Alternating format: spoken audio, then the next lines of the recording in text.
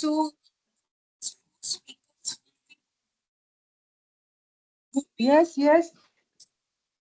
Come. hello. Please close the door because of the light, nah? You want to sit here? You can listen, or you want to sit here? You can come and sit here also. No, don't worry. I'm so really soft. Everything come.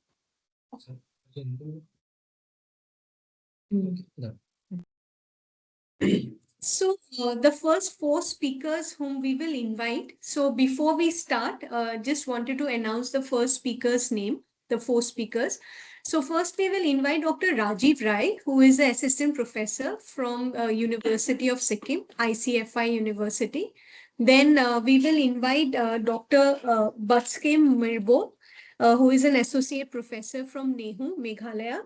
Then we will invite Dr. Anuradha Oinam, who is an assistant professor from Imphal College, Manipur. And then we will invite Dr. Tashi Funso, who is a principal in the Government College of Bomdila, Arunachal Pradesh. So, with that, I think we will now start our webinar. In fact, the first webinar for Chintan Research Foundation on Northeast. So, good morning to each one of you. And on behalf of Chintan Research Foundation's President, Shri Shishir Priyadarshi, Dr. Monish Torangam, and I welcome all the speakers as well as all the participants for today's webinar. So, Chintan Research Foundation is an independent think tank which is committed to advancing policy solutions through rigorous research and thought leadership.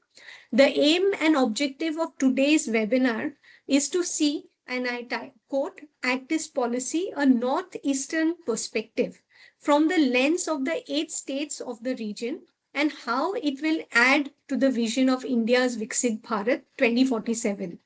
To know more about it, it is indeed a privilege and an honor to welcome our speakers from all the 8 states to deliberate upon three important questions. So the first one is, has each state benefited from Actist policy? Then the second question which they will be deliberating upon will be, what are the challenges and gaps specific to each state? And the third one will be, what is the way forward for a successful Actist policy vis-a-vis the speaker's respective state? So before we hand over to the speakers, some housekeeping rules which we both would like to share will be, kindly mute your mics when you are not speaking. If you have any questions, and this is for the attendees, kindly type it in the chat box with your name and your affiliation, and we will start taking those questions once the presentations of the speakers are over. And for the speakers, each speaker may kindly give their remarks or presentations within 10 minutes. And please forgive us because we will be taking the liberty as moderators to intervene on the 8th minute so that we have time to engage in a fruitful conversation. So with this, actually, we have divided the webinar in two parts. So as I said, the first four speakers will first speak for 10 minutes each. And then Dr. Monish, my colleague, he will moderate the other four speakers in this webinar.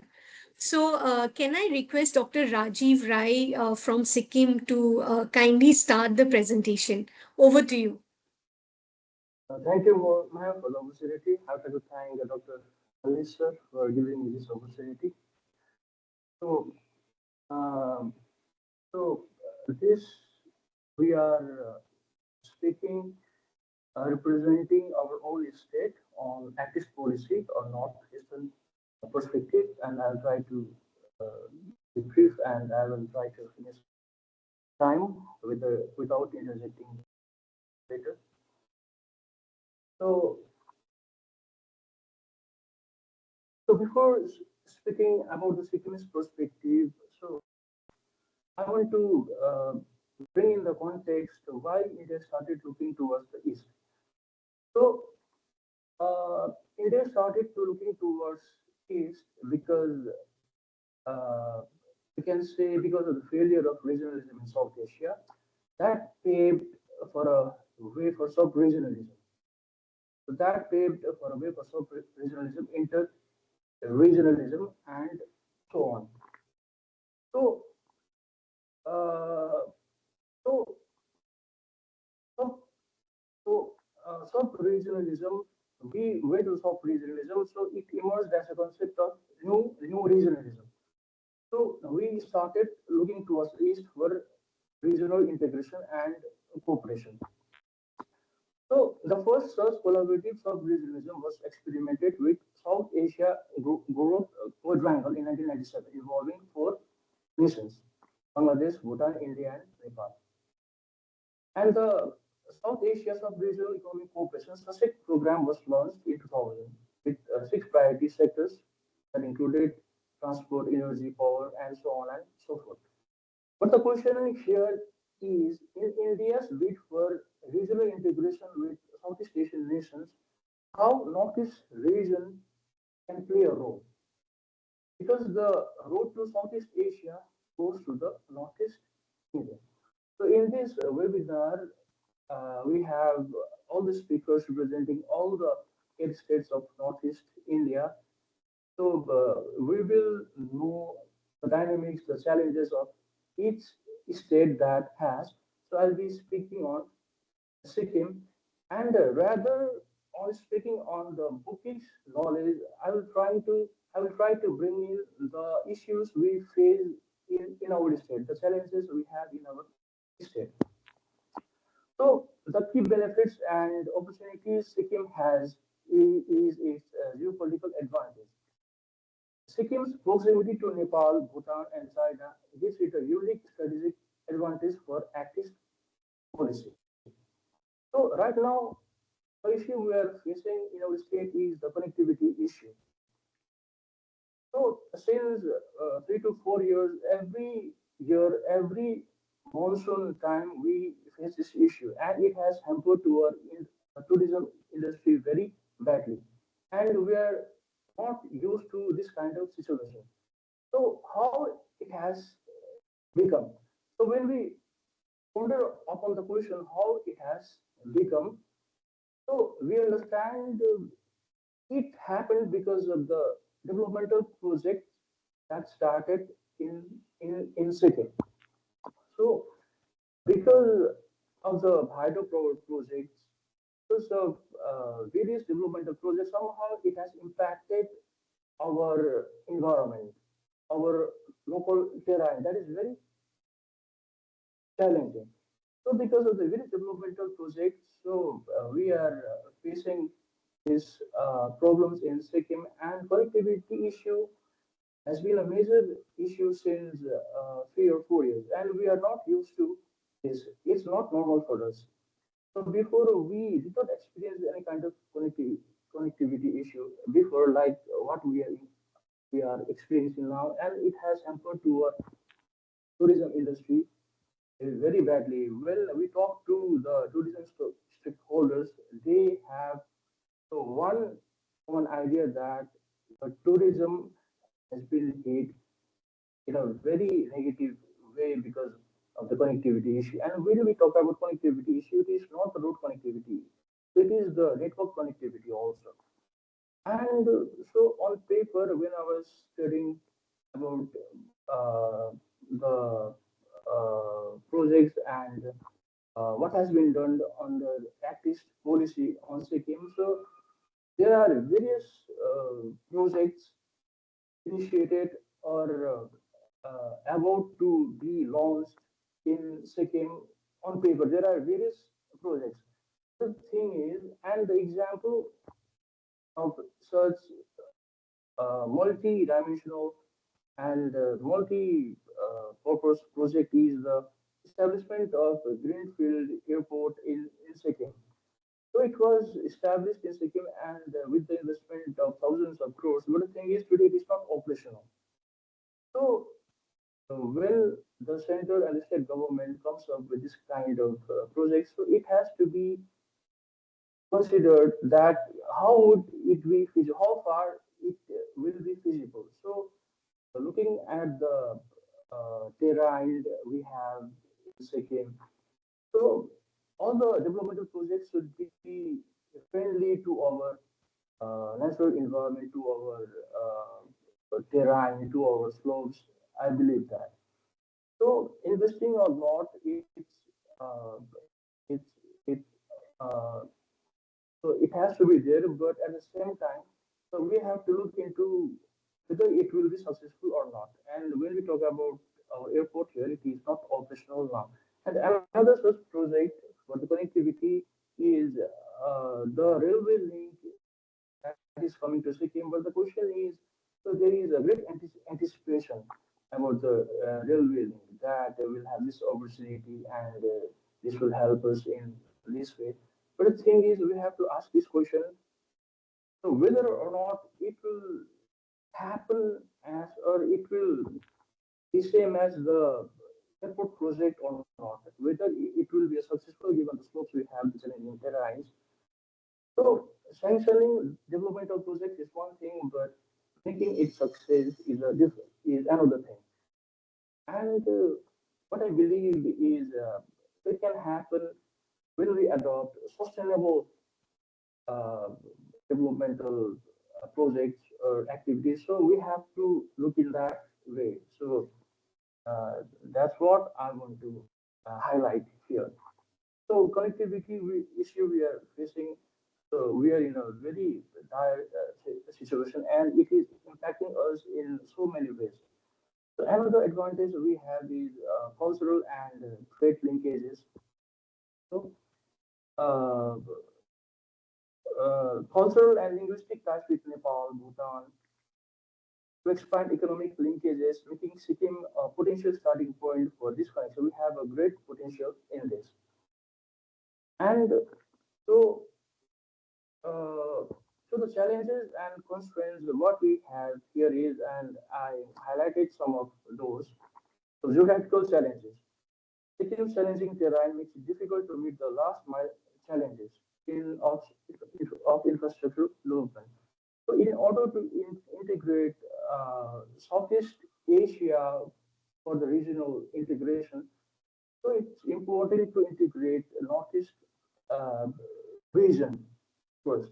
And in order to integrate Northeast India, so all these just so these issues should be addressed in order to so the whatever challenges are there, these challenges could be addressed in a very effective manner to integrate Northeast India under Actist policy well.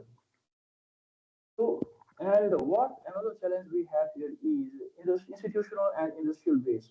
The state faces hurdles related to weak industrial base and a need for stronger institutional capacity for to fully capitalize on the policy. And project implementation.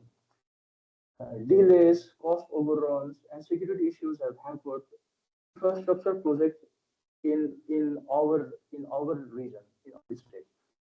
And so when we talk about the various developmental projects that have been launched in Sikkim to have better connectivity and integration, so one such project is Chiwa Bonsang Corridor, which links Sikkim with Nepal. But again, the same concerns come. So even if it is started, but we cannot sustain our road, or we cannot uh, dealt with the condition properly, then this project also would be another liability for our state and for the nation. So what I want to say is, so in the terrain we have here, the northeast region, in a state like Sikkim, environmental friendly policies should be adopted. The successful implementation of the various projects. No doubt there are various projects on paper, but the thing is how much feasible it is. So that is a question. So I'm just sorry, to Dr. conclude, Rajiv. Sorry, one more minute left. Sorry. so ma'am, so Please it go ahead. is such project has been launched. So another railway line. I spoke about railway line, but the thing is how we can manage this connectivity. If we can do it, then it's better for us, better for our state. But the thing is, the concern is the same. And road connectivity that I spoken, and it is so our important roads here for the livelihood is tourism. And in recent years, it has been affected so bad. So under active policy, so it can be enhanced, the road connectivity should be enhanced and strengthened so that we all can have benefit from this. And I think so the policy under active policy should be geared to enhance the road connectivity. So uh, the measures should be taken friendly to the terrain, to the slopes. So, so that's all I want to say. Thank you. Thank you for the opportunity. Thank you so much, Dr. Rajiv. It was really nice to know about the Sikkim perspective, and really thank you for bringing out the challenges so well, where you spoke about the environmental challenges which is impacting whole of Sikkim, as well as you also brought out the challenges of hydropower projects, which is impacting the ecological issues there. Then also you brought out the connectivity issues, not only the airport, but also the road connectivity, the railway connectivity. And you are so right when you say that to have an enhanced active policy, this connectivity issues really needs to be addressed as soon as possible. Otherwise, the cultural linkages which Sikkim has with Nepal and all, that is somewhere getting impedimented. So, really, thank you so much for those, points which you have shared. Maybe I'll, ask Dr. Baskayam to kindly go ahead. Thank you so much. Thank you, Madam, and thank you, Chintan Research Foundation, for inviting me and giving me this opportunity to share the perspective from Meghalaya on the ACI's policy, which has reached a decade milestone. And from the Meghalaya perspective regarding the ACI's policy, one thing I can say is this policy, though it has been announced a decade ago. In fact, before this, there was the Loki's policy, but the impact of this policy on the ground, it was not really visible. Yes, it has made some impact. The state has made some gains, and there have been success stories and also the future prospects. But for a long time, it remained basically at a diplomatic level, and the business to business connection, people to people relation, it has not been really translated into reality. But having said that, if you look in the context of the ACI's policy, Meghalaya has made a certain progress in, especially in the context of the business relations between, or I would say the relations between Meghalaya vis-a-vis Japan. Of all the East Asian and Southeast Asian countries, the only country that has really made some visible inroad into Meghalaya, and Meghalaya also has been able to establish some economic relations is with Japan. Yeah, and here if you see, Japan is active in the state of Meghalaya. For example, it has funded the infrastructural development. If you see this construction of the Shillong Dawki Tamabel Road, it is financed by Japan.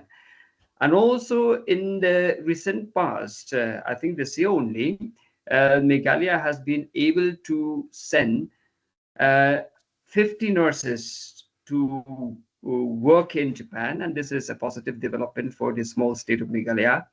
And the government of Meghalaya, and in fact, in collaboration with Japan, they are expecting to send more nurses in the future. And according to the statement made by the Meghalaya Chief Minister in 2025, he said that the number of such nurses would be, would be sending to Japan would be around 5,000. So this is one of the positive development. And another partnership that has taken place between Meghalaya and Japan is in the form of mushroom cultivation. And in fact, there has been the partnership between the government of Meghalaya and the Yats Corporation Company Limited from Japan regarding this cultivation of shiitake mushroom.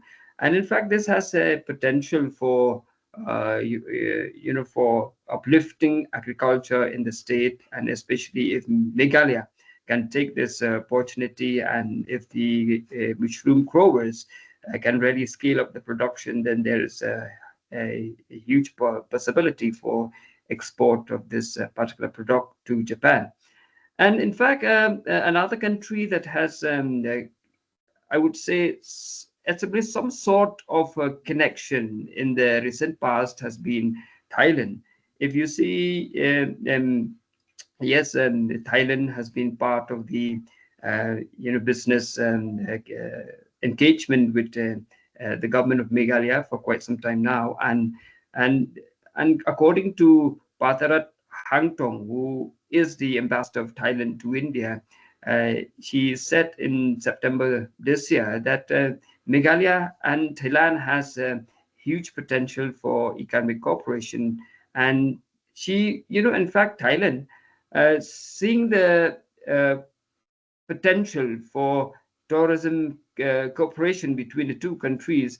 In fact, they thought of having this direct flight between Meghalaya and Thailand in the future, and most probably they plan to have the chartered flight services by December 2025.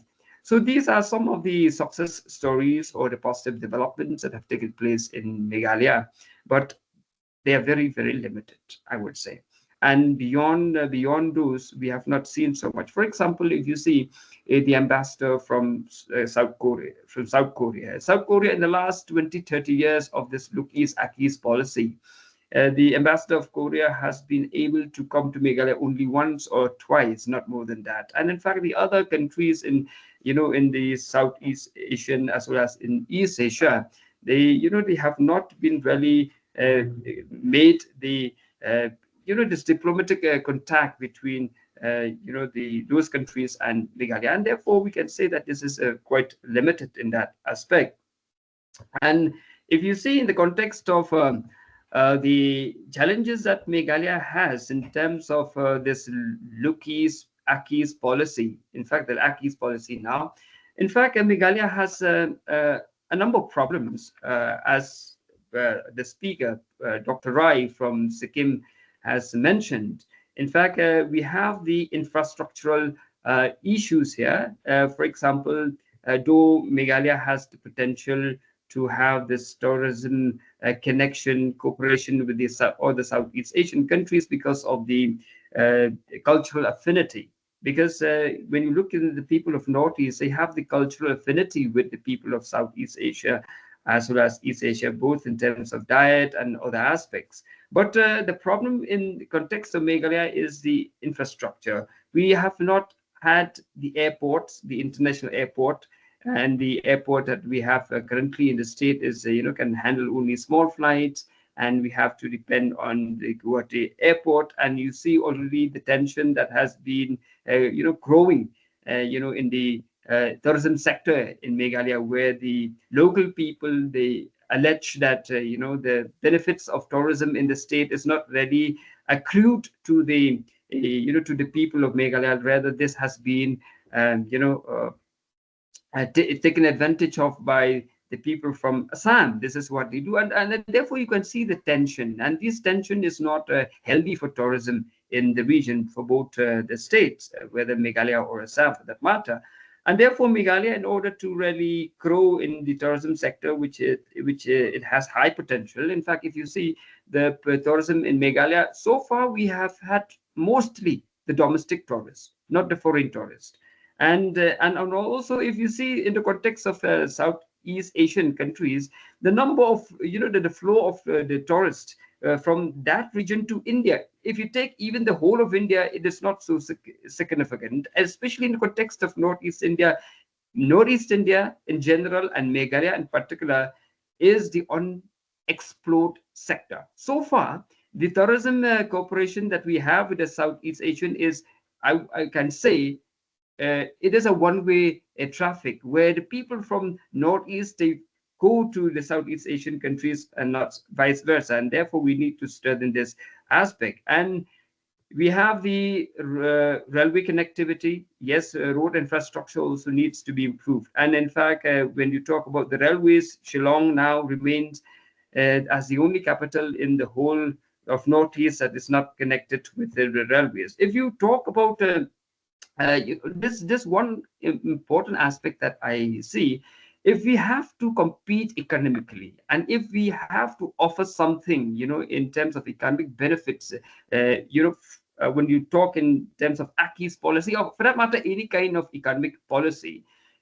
Northeast India and in Meghalaya in particular, I see that the cost of labor is quite high. And when you have this high cost of labor, ultimately, it provides a kind of hindrance towards economic development. And therefore, any kind of potential investment in the region, unless and until we can think of, making the labor competitive.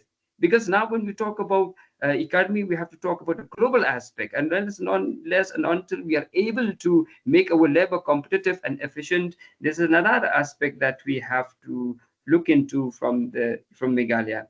And here another problem that we have in the context of Meghalaya, because Meghalaya is a tribal state, and besides the infrastructural, the physical challenges that we have also the social and political challenges, where there is a kind of trust deficit in the government. This is a very important. I'm sorry, it's almost 10 minutes. I'm really Okay, sorry. okay. But please go ahead.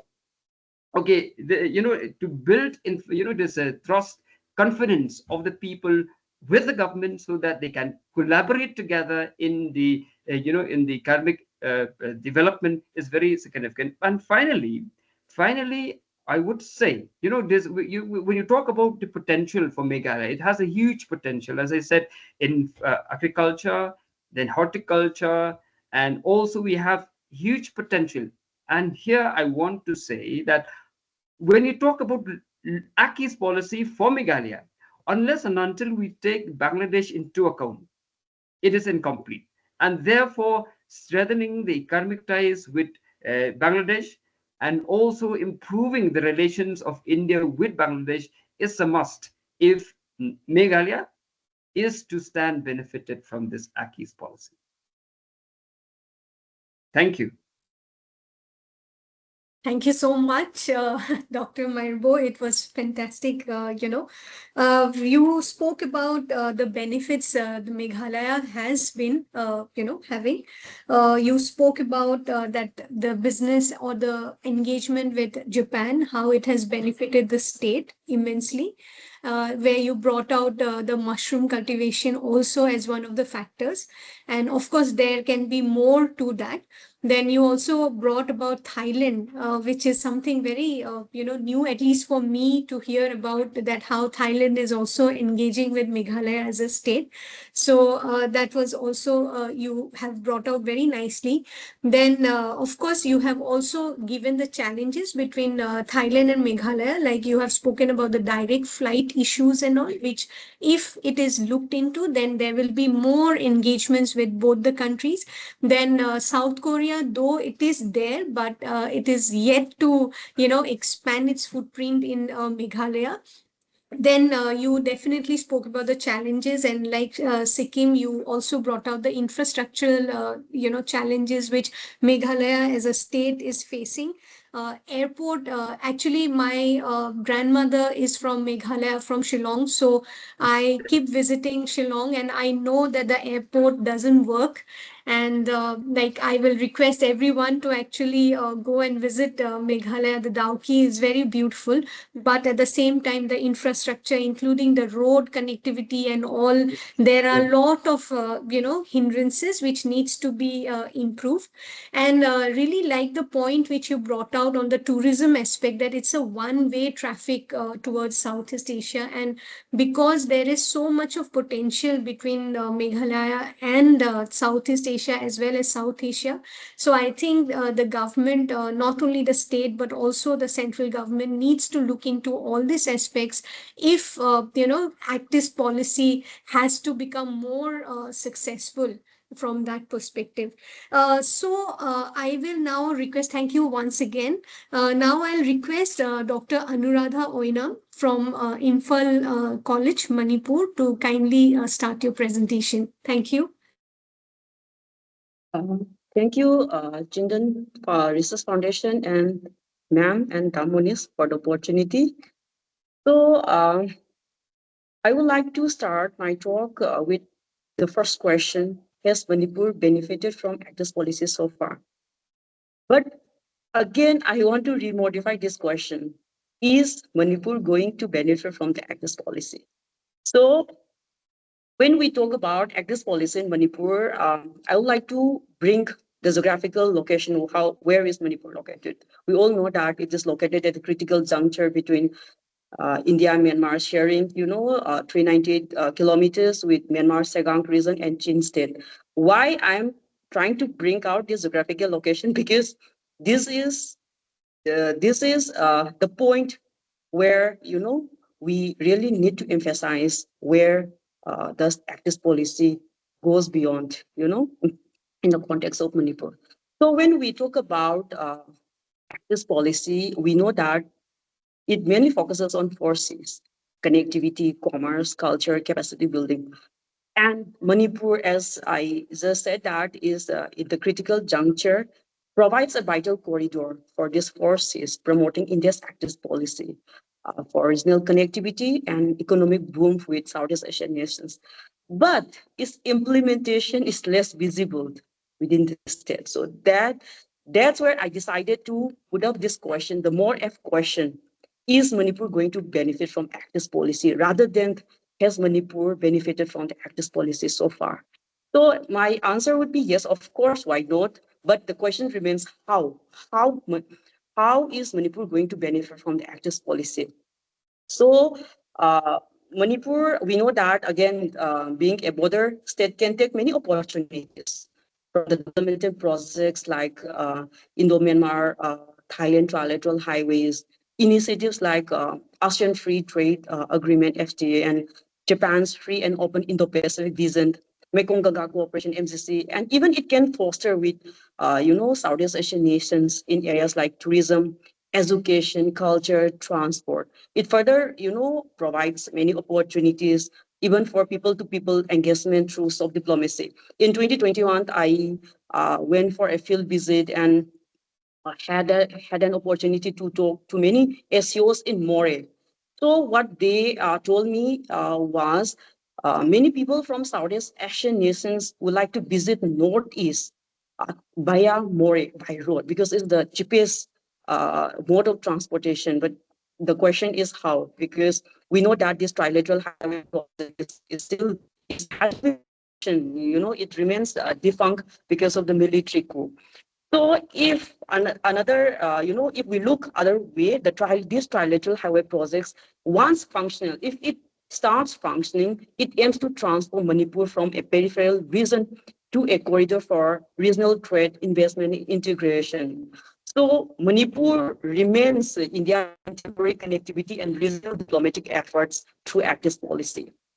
Again, More is a border town between Manipur and Myanmar, which plays a crucial role in Manipur's economy because there is an ICP integrated checkpost. This is the main trading hub. And according to the scholar Doni, which was reflected in 2015, even he mentioned that the 99% of India's overall formal trade with Myanmar was through this ICP More. So the importance of, this border town between Manipur and Myanmar, and we can put it, to Act's policy. And that's how in this event, local markets of Manipur also can integrate it with global markets where, the local products says how we know that even rest of the country would like to have this black rice, but pudding we call it in local here, so, and organic items such as ginger and pineapple. This is one of the famous in Southeast Asian, I guess, so can be exported and sold across the Southeast Asian nation. So we have lots of potential, again, if we see the geographical proximity of Manipur with with Myanmar, again, act this policy can functions in Manipur as a strategic tool for regional integration and a mechanism through, which can check the flows of migration, insurgency, even environmental degradation through a joint venture. But the problem lies is challenges. What are those challenges? What are the gaps, specific in Manipur?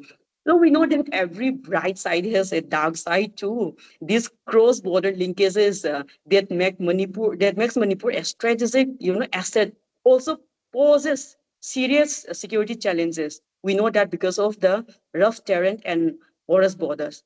Manipur, one of the most important challenges Manipur is having is a porous border, and it is through this porous border, it is the source of illegal trade, drug trafficking, illegal migration, and even the safe haven to various insurgents group. And this porous border has been exploit, exploited by insurgents group, trafficking networks, both drug and human trafficking, and transnational crimes, which compounds the internal stability of the state. And another challenge I would like to highlight is structural deficiency in terms of weak institutions. The state faces inadequate facilities, especially in educational, health, tourism, infrastructure, and people in remote areas are still living, without internet, electricity, and even the basic needs.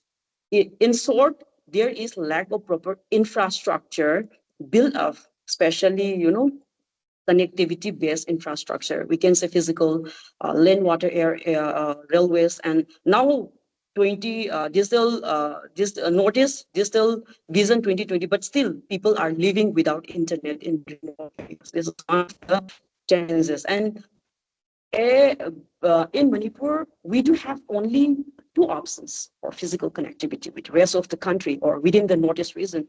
One is road and another is airways. But road connectivity is defunct since May 3rd, 2023. The only option available, for time being is air. Again, this is very costly.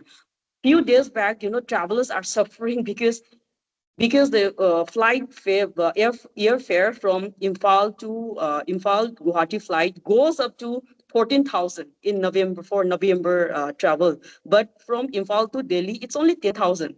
See the kind of challenges we are facing right now.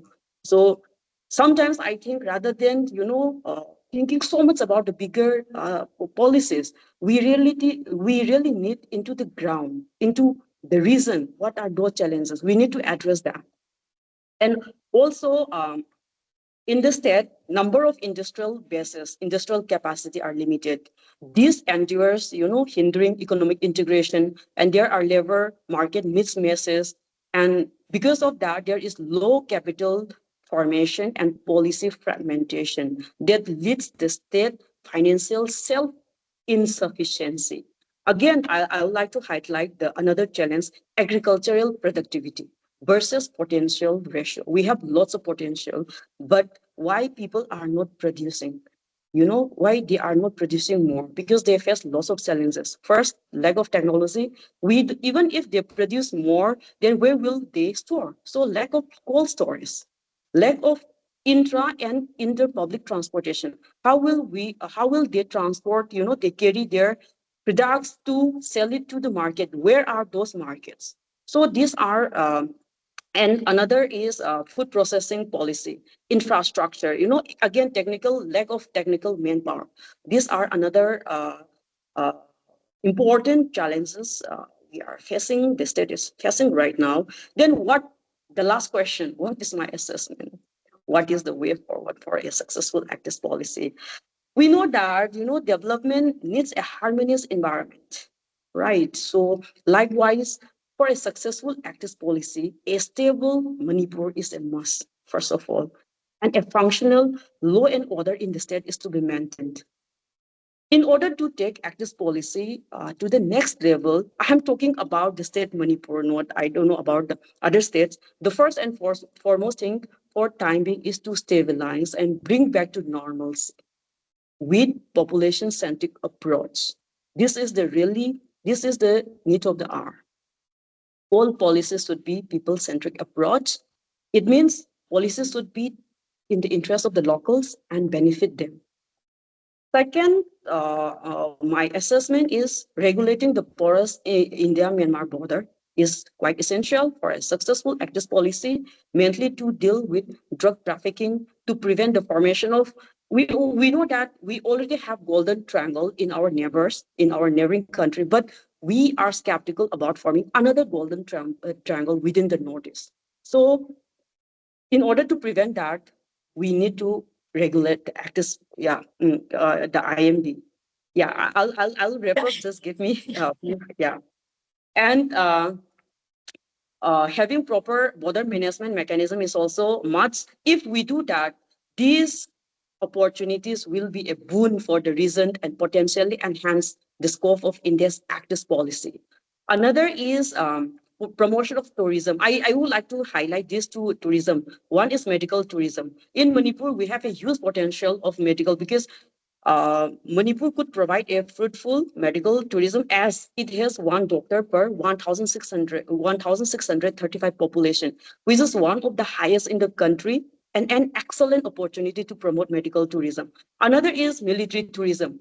In Manipur, there is a place called Maibam Lopaching in the Bisnupur district. There, we have this India's Peace Memorial, only Peace Memorial in India, where every year Japanese used to come and pay their homage to their ancestor before COVID, who fought during Second World War before COVID. So we could take this an opportunity to strengthen relations with Japan through the ambit of active policy. Another is, I just said, establishing, developing coal storage facilities, infrastructural development should be initiated, and then more vocational training and other skill development opportunities should be available, um, in the state. And connectivity, digital as well as physical connectivity. Public transportation must be promoted within the state and with the region, because this will reduce the cost of transport and provide employment in the region. We can take, if somebody, might say, oh, this is hilly region, but of course, if this can happen in Uttarakhand, Himachal Pradesh, and hills of JNK, why not in Northeast? This model, we can adopt it, such models in Northeast region to promote physical connectivity.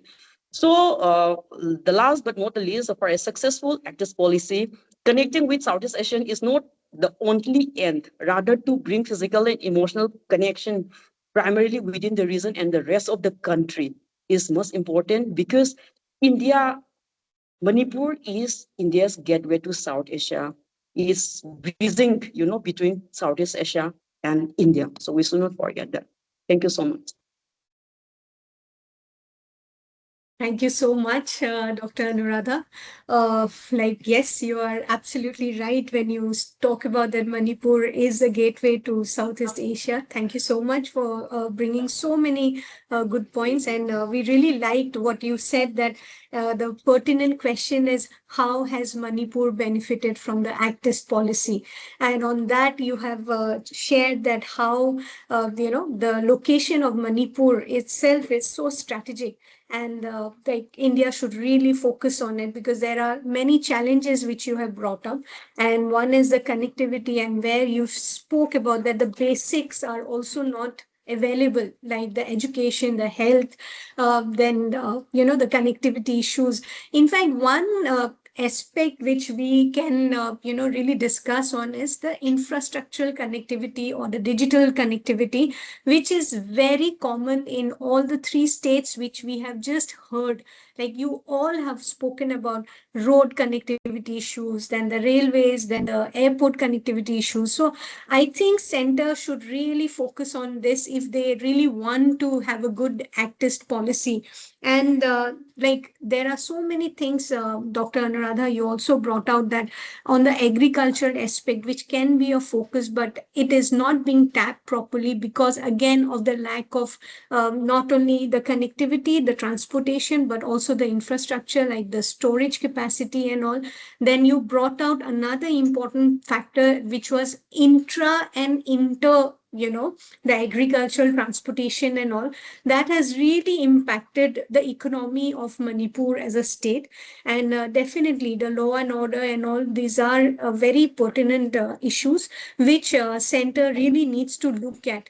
If, the Northeast as a whole, not only Manipur or Meghalaya or Sikkim, but all the 8 states. If India as a country has to benefit, then Northeast really needs to be, looked properly. So now I will invite Dr. Tashi Funso, who is a principal in the Government College of Bomdila, Arunachal Pradesh. Sir, over to you. Thank you so much. Thank you, madam. Am I audible? Yes, sir. Okay, Absolutely. thank you so much. First of all, I would like to thank you to the and Chintan Foundation for giving me this opportunity. I'm asked to speak in context of Arunachal Pradesh. So first, let me let me highlight the geography of Arunachal Pradesh. It is bordered with China at the north, Bhutan in the west, and Myanmar in the west. So it is geographically the largest state in the northeast, as well as a state with a huge ethnic diversity. So the vision envisioned in the act is policy. It is a connectivity driven transformation of the economies through greater integration. So in this context, I would like to highlight that Arunachal Pradesh still has an infrastructure deficit. But before that, how it has active policy has influenced Arunachal Pradesh. Uh, we find greater alignment in the policies between the state and the central government, and there is a greater emphasis on infrastructure development now. So we have railway line already to up to Itanagar. We have functional airport in Itanagar. We have tunnels towards western side, Tawang and Nichifu tunnels, and above all, three big projects of trans Arunachal highway construction is there. First is Trans Arunachal Highway, which is being implemented, and one coming up is the Frontier Highway, which connects from Western Arunachal Pradesh to Eastern Arunachal Pradesh, right from the adjoining near the China border. And the third highway that is coming, that is in the plan, is the East-West Industrial Corridor, which will link the foothills of Arunachal Pradesh from east to west, bordering Assam. So in a way, this is what we find from the central government towards infrastructure development in the state, and from the state government as well. We have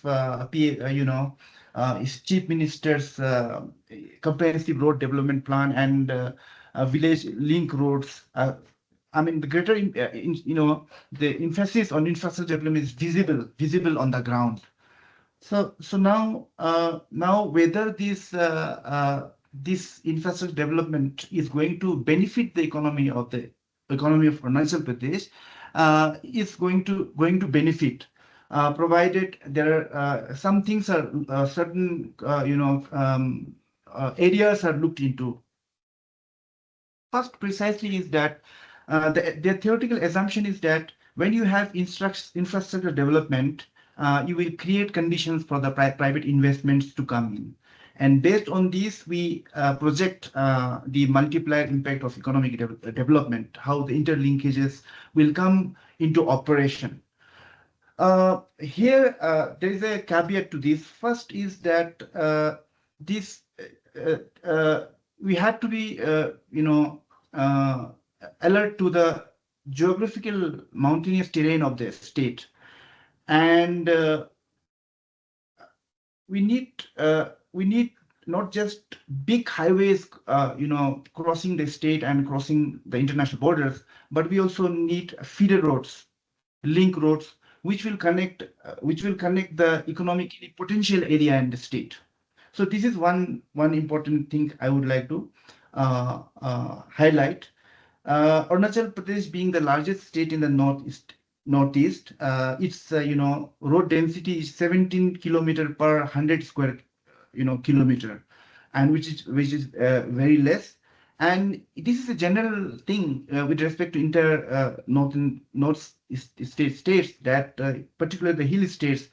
In Human Development Index, we are placed somewhere in the middle, but in the infrastructure index, we are at the bottom. So the challenge is not to bring up another layer of policies which will connect these trans-regional and transnational highways with the economically potential zones in the state. For example, in Arunachal Pradesh, we have the tradition of jhum cultivation, and the settlement area, the village area, is not necessarily the agricultural area. The agricultural area is far away from the village area. You have to walk towards that. And there are so many, a large portion of the cultivable land area remains, economically untapped because of that.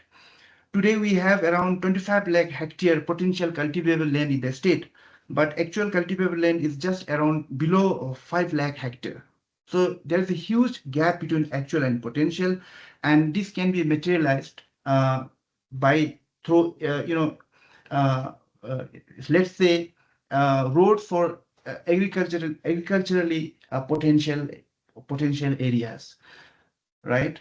And we have potential in kiwi cultivation, apple cultivation, and different kinds of fruits, oranges, and spices, and vegetables. Uh, uh, in our area in Western Arunachal Pradesh, when Assam has the off season, when tomato is not cultivated there, we have the on season. So the farmers get good price. But broadly speaking, since it is a large state, uh, of course there are agroclimatic divisions. The temperate, alpine, and subtropical areas. Classifications are there, but uh, within the subtropical areas itself, huge diversity exists with respect with the actual crop which will be grown in the particular area, because of the mountainous terrain, because of the altitude, because of the slope structure. So we need a database on which are the potential area actually, and which crops can be grown in which area. This kind of information, technical inputs are needed. If we have these things, then we can become consumer, not just consumer, but producers and sellers. And East-West Industrial Corridor road that is planned at the foothills, that can see that can be that can be a link to the feeding roads towards the hill areas. If you see, our export today is very much insignificant, and we have the border with the Assam, the longest border with the Assam. So every district is connected with roads to the Assam. So uh, uh, by the time this active policy uh, starts giving dividends, in the meantime, Arunachal Pradesh can strengthen its own house, that is its own economy, through greater linkages with the Assam economy, and thereby the mainland economy. See, even if we have a big highway from eastern Arunachal to Myanmar and Thailand, for Western Arunachal Pradesh, I think it is the Siliguri, and it is the West Bengal or North India. It is closer, so it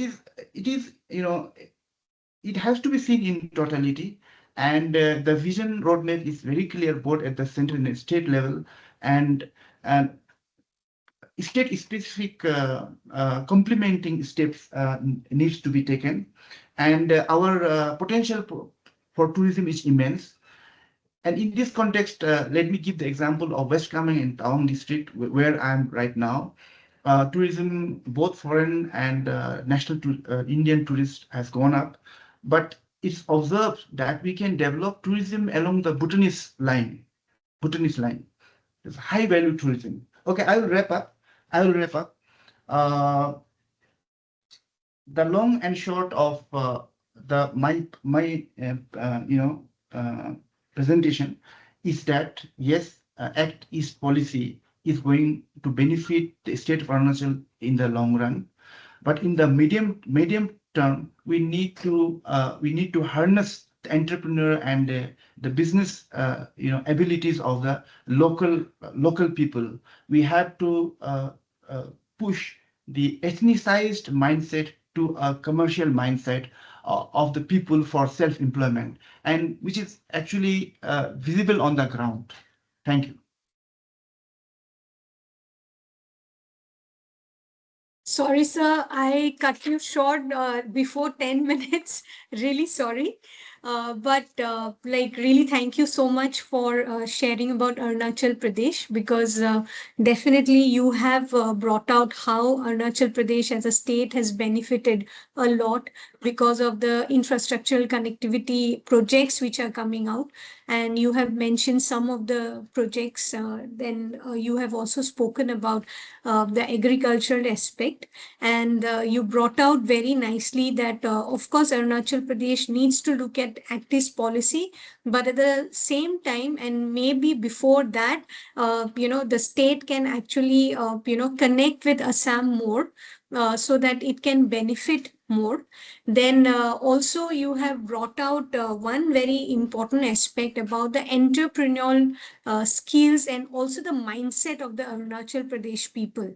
In fact, mostly it is noticed in Northeast, mostly we do not have that bend of mind towards entrepreneurial skills, which I really feel you have brought out very nicely, that that is one area where we should focus on, and which will help into more connectivity issues, as well as more business engagements, not only between Arunachal Pradesh and Assam, but also rest of India, as well as with the Southeast Asia and the East Asian countries.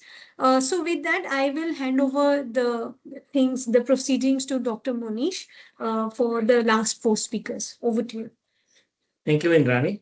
And thank you to all the speakers who have spoken till now. It's been a very enlightening session. And I'm very sure that the rest of the speakers will be equally enlightening, if not more. I think what we have seen when we go across the board in trying to understand Actist policy and its impact on India's Northeast, and how do Northeast respond to Actist policy and how each of the states respond, I think the logic of geography has been brought out by each speaker in their own ways, broadly about the Northeast, but also about specific Northeastern states and the specificity of each of this geography. And how do we understand this logic of geography? And by understanding it, how does policy intervene in trying to leverage the logic of geography? I think that's come out in so many ways. The challenges even, in terms of connectivity and other things. One of the things that would be brought out, I think, in the succeeding proceedings is also the element of subnational linkages, that there are certain districts or provinces in Thailand, or there are certain provinces in better times in Myanmar that can build better connections with each of the northeastern states, depending on how they are located in contiguity and closer to each other. I think one of the speakers really, and I think each of you really brought out this idea of building confidence in the people of the Northeast regarding the projects which are done in the Northeast. I think that alignment is really, really important. So without speaking too much, because I want to hear from you rather than me speaking on it. So without any further ado, I would like to invite the first speaker of the second session, which is Dr. Mona Lisa Tase, an assistant professor from Nagaland University. Ma'am, the virtual floor is yours. 10 minutes. I will intervene at the 9 minutes. Thank you. Sure. Thank you, Dr. Chindan. I would say the first benefit is getting this opportunity to be a part of the CRF and speak on behalf of the state of Nagaland. So when it comes to the policy, some of the work that is being aligned with the policy, ACIS policy, is, I would say, startup. In Nagaland, I think startup has benefited the most comparing with others. Under under the Department of the Promotion of Industry and Internal Trade, DPIIT, Nagaland Startup has, now we have got 9 startups. They have given 1 crore each. And another point why I say it's a success story as far as the state is concerned is because the startup is being monitored by YouthNet, and they have a YouthNet Startup India Seed Fund scheme. We call it as SISFS initiative under YouthNet. So there is a recorded 200% growth in startup registration in Nagaland. And this has got associate directors and mentors. They terminate non-performing startups. And that has been one of the driving force for performing significance in each group. Another point that I would like to say that is working towards the advantage of this policy is Japan Free and Open India Policy, FOIP, Free and Open Indo-Pacific, sorry, Free and Open Indo-Pacific. The focus is on sustainable development as far as Nagaland is concerned. So right now, Nagaland has a strategic position within India's ACIS policy and Japan FOIP because I would cite one example. Nagaland Forest Management Project has been sponsored by the JICA, that is International Japan International Cooperation Agency. So these, I would say, they are pretty much aligned with this moving towards hopefully going to unveil the success story of ACIS policy. Well, I would like to share about the challenges in brief again. Let me put it, the first thing, which is very familiar, always in the headlines of the print media and news media, that is the narrative of insurgency in Nagaland, insurgency narrative. I feel that this narrative, or I would say insurgency in Nagaland, is one of the greatest roadblock towards economic growth and investment modules. And that is also another reason Nagaland is also called as disturbed area, falls under this Disturbed Area Act. And this tag, this brand called Disturbed Area Act itself has disconnected the state from prospective private investors in Nagaland. This is the way I look at it as far as Act East policy is concerned. So I feel once the narrative of insurgency changes, it will position the state of Nagaland towards prospective collaboration with private sectors, also maybe possibility of a PPP model. Another second one that I would like to put as far as the challenges are concerned is failing to understand the landscape of Naga Hills. Under 8 policy, we have mega projects for road connectivity, rail connectivity, and air connectivity. Let me just give you one example. I will not touch the rest. For example, the road between Kohima and Dimapur is about 74 kilometers. We call it as Kohima National Highway 29. It's only 74 kilometers. And during the First World War, it was built. That was perfect. It was one of the best, the finest roads between that 74 kilometer between Kohima and Dimapur. But today, after the policy, I think we got a lot of projects as far as road project is concerned. We have 4-lane, we have also a project called Foothill Road, which is 2-lane.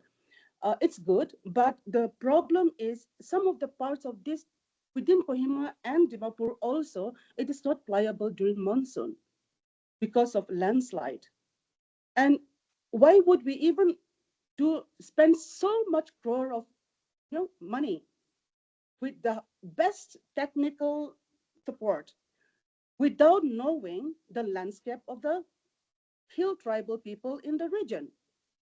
Tomorrow, even if we get again so many of crores to repair this road, I would assure you that unless the ground reality of the landscape of the region is understood, I guess I always feel this. There should be a thorough research, expertise should be brought before even the project is being instituted or started as far as road connectivity is concerned. I consider this as one of the greatest challenge which align with the policy. And of course, when I say the research gap, there are so many, but I won't touch any. one of the greatest research gap is that the gap between the policymakers and the academia. Whatever we have decided today, will it really reach to those behind the closed doors, the policymakers? I want this gap should not be there. And I see the gap is there for a very long time. If Act East policy could not take reality in Northeast region, especially in Nagaland, I would say the gap between the policymakers and think tanks and the academia, that gap has to be bridged. Finally, the way forward. I think some of my panelists have also said this. Community-driven policy is the need of the hour. Nagaland has a rural population, about 71.14% of the urban population, okay, is rural population, and 28.86% is urban population in Nagaland. So any form of development paradigm in Nagaland is embedded in a web of human relations, human values, and norms. So the question here is, what kind of support do the community need in Nagaland? That is the question, I guess, should be the first question that should be the integral question I would suggest for every policymaker, both within the state and at the center. What kind of, I repeat, what kind of support do communities need? If the policymaker could able to answer this, I guess most of the problems will in itself will be addressed, because many studies have shown that it has to be, everything has to be done in the context of the community. I wish I can give example, but I will not. Let me go to the next point of the way forward. Number 2, soft power. Nagaland, no roads, as many of my other northeastern states, no infrastructure, nothing. I wouldn't go there. So, but one thing I would like to suggest is Nagaland is already connected in one area very strongly, that is soft power. So that has to be leveraged. That has to be leveraged. For example, as a way forward, like in 2024, there was a bamboo artisan from Japan to Nagaland. In 2025, December, there was going to be a folk music group to participate in the Hornbill Festival.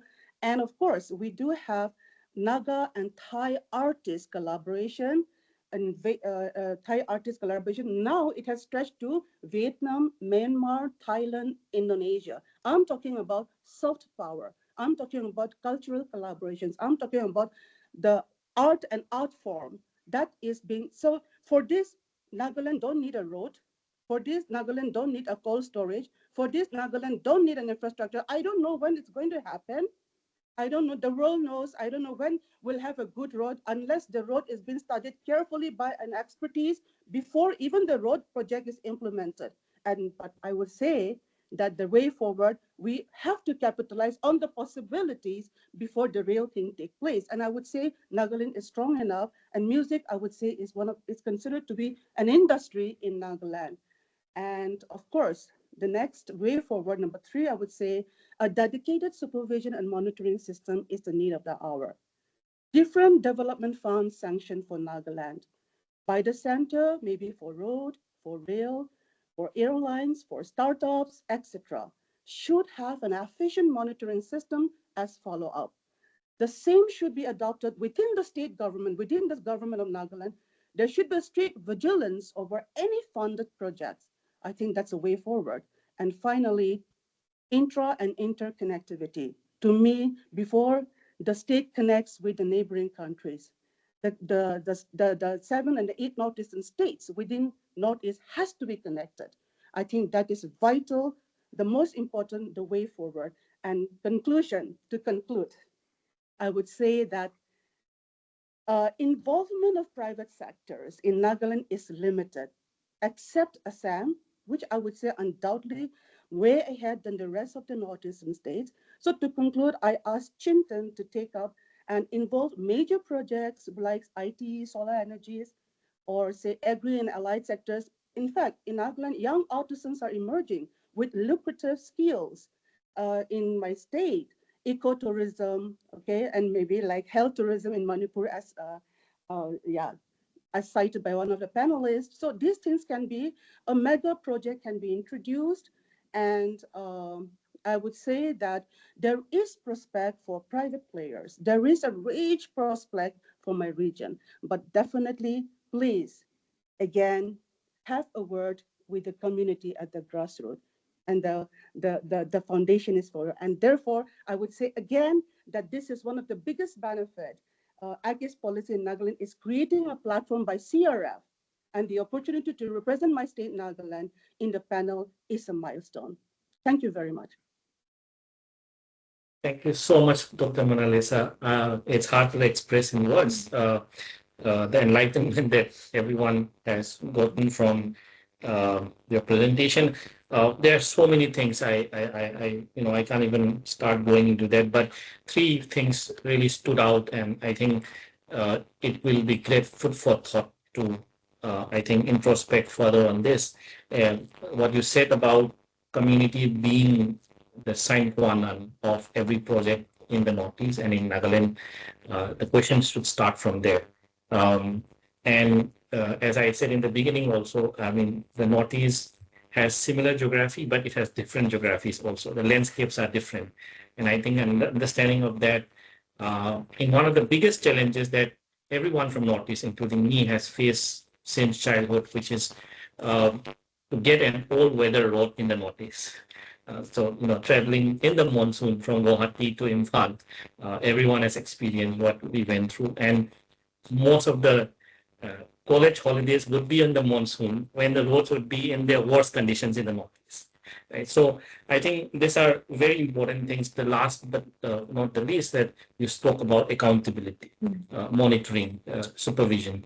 I think these are really important. One of the speakers also pointed out in terms of last mile connectivity in the Northeast. We can talk of big projects, but unless the last mile is connected, it doesn't really help the community.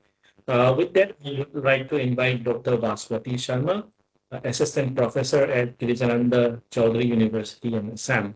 Baswati, if you can start the presentation, 10 minutes for you, 9 minutes I interview. Okay. Thank you. Thank you so much, sir. And thank you, CRF, Dr. Indrani, for having me in this conference. I want to share one PPT. I hope it's visible. So,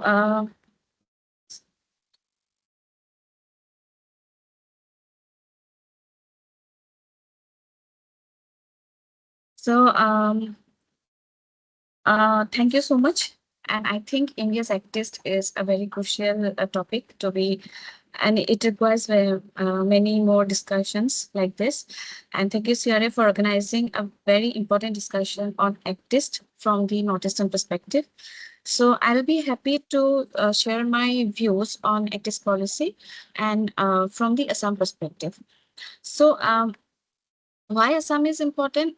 We all know that all Northeastern states are important. So Assam is the gateway to the Northeast and by that extension to the Southeast Asian countries. Also, Assam shares its international borders with many important countries for actors like Bhutan, Bangladesh, and it is a close proximity to Myanmar and China, which is very important for Assam. And that is why Assam was an important role in making or becoming a logistical and cultural bridge between India and the Asian countries. Also, we know that Assam has some rich nature resources and also some rich cultural heritages, which is also important for activists. I'll directly move to the focused areas for development, which have been included under the activist. So first, we have to start from the infrastructural and connectivity. So under activist, I think this is the main focused area, infrastructure connectivity, along with some investments.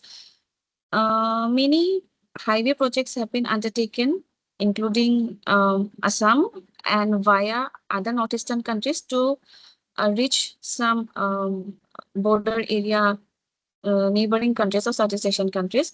So Kaladan multimodal transport project and trilateral highway, it will from these highway projects, Assam will indirectly will get benefits like more jobs, tourism, improved trade and all. Then some riverine and transport along with River Brahmaputra has already been, it's under development. Then important thing is that modern integrated checkposts on borders with Bangladesh and Bhutan has been established. These integrated checkposts are important for Assam, and it ensures cross-border trade, then movement of passengers. And for example, this Doranga Mela checkpost, which is located in the Tamulpur district and which is about 700 meters away from the Bhutan border. And this checkpost has all modern amenities and certain office complexes, way bridge, warehouse, inspection areas, then a loading unloading zone, and a counterpart of it is in the Bhutanese side in Samdup Jongkar is there. Then railway network connectivity is also expanded to connect all the state capitals of Northeast. Also, air connectivity has also been improved, and recently means a few years, 2-3 years back, 2 direct flights from Guwahati to Bangkok or Malaysia is already introduced, and one new terminal is under construction, which will also introduce more flights from ASEAN and Southeast Asian countries from Guwahati. Then other infrastructural, highway projects like this Northeast Economic Corridor, many of already have mentioned about this. Dauki Guwahati More Connecting Plan, development of the Steelwell Road. Steelwell Road is the most important road where it was constructed during the Second World War period, and this road will connect Northeast with the Kunming, this is the capital city of Yunnan province of China. Other highway projects are NH39, NH36, which which will connect Dimapur, Kohima, Imphal, and via Dimapur, Kohima, Imphal to Myanmar from Guwahati. And this route is significant because it is expected to connect the Southeast Asian countries of Thailand, Laos, Vietnam, Cambodia, Malaysia, and Indonesia. NH152 from Assam to Royal Kingdom of Bhutan has been developed, and 2 new highways, that is NH127C and NH127D, has been declared with the that will connect Bhutan with the east-west corridor. And development of other 3 important routes that will connect Assam to with Dhaka. These are NH37 and 40, which will go from Guwahati, Jorabat, Shillong, Dauki, Sylhet to Dhaka. NH37, 40, 44, and 151 to Guwahati, Jorabat, Shillong, Karimganj, Sutarkandi, Sylhet to Dhaka. And this is a different route from Guwahati, Paikan, Dalu, and Dhaka. And NH52 is it is to connect Arunachal Pradesh from Baihata Charili has already been developed, but more development is required because this road can connect China from Tawang of Arunachal Pradesh. Moving to the investment sectors, which is another important field. So investments happen in manufacturing technology. Manufacturing technology, the most important example in this field is the construction of the Tata Semiconductor Assembly and Test Private Limited in the Moregaon district of Assam, which is the largest semiconductor plant of India.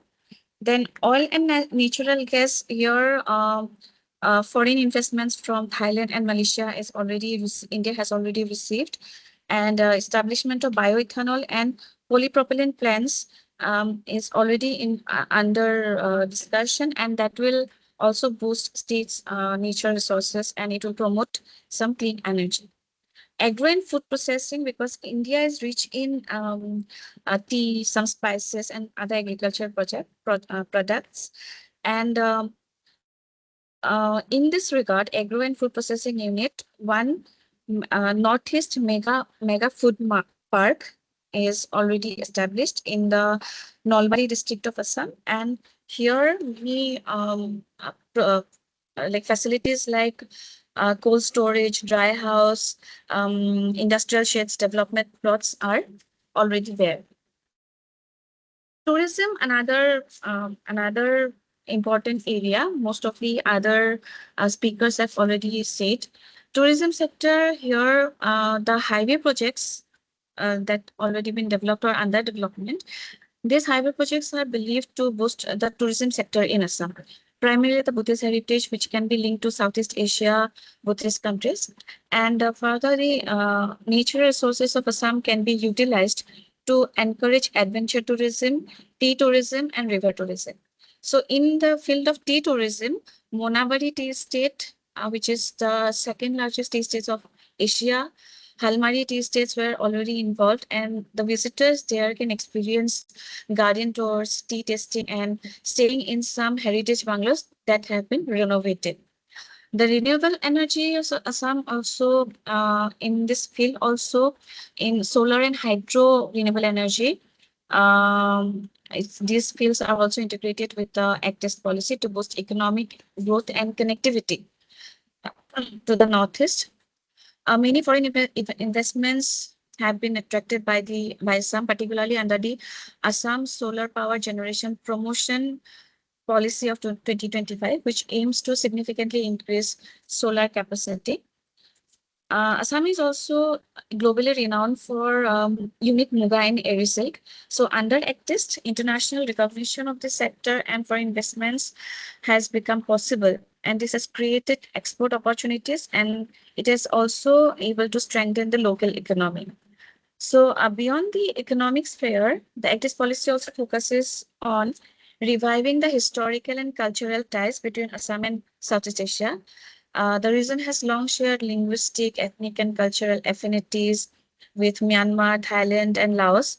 And under cultural diplomacy, various cultural events, festivals, and academic exchanges were already organized. And recently, the government of the government of Japan has introduced a skill training program for the youth of Assam. And under this, the youths from Assam can take certain training in Japan, and later on they will get employment either in Japan or Assam. Okay. You have So 1 minute. yeah. So to implement this initiatives, Assam government has created one dedicated ACTIST Policy Affairs Department in 2007, and also Assam has organized flagship initiative for the investments, that is Advantage Assam, and many sectors in Assam are like successful in getting investments from the foreign countries. And investments from industrialists like Tata, Ambani, and Adani has also received by the Assam. So these are some of the challenges I have segregated in two sectors. One is the geographical barriers, because we know that Assam is a flood-prone area, border area issues are there. Railway connectivity is not present in all the capital cities, all the states of Northeast. So these are geographical barriers which pose a challenge for Assam to completely to successfully take the development initiatives. And there are some administrative barriers as well. Firstly, the security concern, because many foreign nations, they thought that Assam has some security issues, and for that reason also many fear of investing in Assam. Lack of sensitization among the people, lack of training among the officials and bureaucrats, because in the ACTIS department also there is no sensitization program is there, because one of my seniors is engaged in that department, and from that person I came to know that sensitization program is not available, and lack of communication between the other state governments with the ACTIS department is missing. And the most importantly, the unstable neighborhood, like what happened recently in Bangladesh, Nepal. So this, and even in Myanmar. So this posed a challenge for implementing the development projects on the part of ACTIST from Assam to the other northeastern areas and to other Southeast Asian countries. So I will say that investments from Asian nations like Singapore and Malaysia is required, because Singapore and Malaysia are the they are the some developed countries. Then more exports from Assam is required. Development of the highways to connect Assam with the other Southeast Asian countries via all the northeastern states is important. Focus on addressing the internal problems like the geographical barriers and all. Sensitization program in the education sector, because that will boost research, and the research will help in implementing new ideas, and like this will help in the implementation of the ACTIS policy fully. So, thank you. Thank you, Basmati. Thank you so much for pointing out so many projects which are undergoing and also the challenges and really categorizing them. The one that point stood out to me was lack of sensitization, and the one that Yes. other thing that stood out to me was intra-regional communication about the AKIS policy among the northeastern states. And just to be more provocative, you know, I'll point out this thing that the role of Assam is quintessentially important and also quite different from other northeastern states in the sense Yes. that I think everyone keeps on speaking that Assam is much more developed and investments are flowing into Assam much more than other Yes. states in the northeast. So in that sense, I think it's right to think and introspect more on it that, you know, what would be the role of Assam as we talk of AKIS policy, and it sort of is the state by all means which actually frontlines investments into the Northeast and sort of leads in so many ways, right? So I think in that sense, there's more accountability and also there's more questions on the role of Assam itself. But with that, I will move to Dr. Jeshi Zomothwanga, Associate Professor at Mizoram University, Mizoram. Sir, as always, 10 minutes. I intervene in the 9 minute. The floor is yours. Thank you so much. Okay, thank you very much for having me in this wonderful webinar. And when I received the invitation on the email, it was clearly written that I should not go into the background of the Luktis policy, and that I should stick only with the what we wanted to hear from Mizoram perspective, right? So as a result, I will be very brief, sticking only to the Mizoram perspective of Northeast. Mizoram perspective of the Luktis policy. Sorry. So let me begin by saying that, as we know, that the state of Mizoram enjoys a physical connectivity, because I'll be focusing my presentation of Mizoram vis-a-vis the Luktis policy, ACTIS policy, as we have a porous border with Myanmar and Bangladesh. So in fact, my area of presentation would be specifically focused on the people of Myanmar and Mizoram. So with that, I think not to waste time into the background of the ACTIS policy, since we are all aware of it, and the presentation before me had done quite beautifully on those aspects, theoretical aspects as well. So I should go directly on the Mizoram perspective of the ACTIS policy. So as we know that Mizoram enjoys a physical connectivity with Myanmar and Bangladesh, and it shares a border of around 722 kilometers in length with these two nations. So in fact, the saying goes that Mizoram is a gateway to the Southeast Asian countries, because we had such a land connectivity, porous land connectivity with the Myanmar and Bangladesh as such. So under the Luktis policy, the border of Mizoram, which was located adjacent to Myanmar, witnessed the growth or intensification of different dimensions of connectivity, especially with regard to the Indo-Myanmar Trade Agreement. Okay, so in that aspect, the focus of my presentation would be the multidimensional connectivity that prevailed at the border of Mizoram and Myanmar, which is largely dictated by trading arrangement brought about as a result of the then Luktis policy and now the ACTIS policy, right? So basically, I am going to present the study which we had conducted with one of my scholar, especially with two villages or town across the border. One is in Mizoram, that's the name of the town is Zokotar, and the other is located in Myanmar. All right. So with that, let me begin my presentation.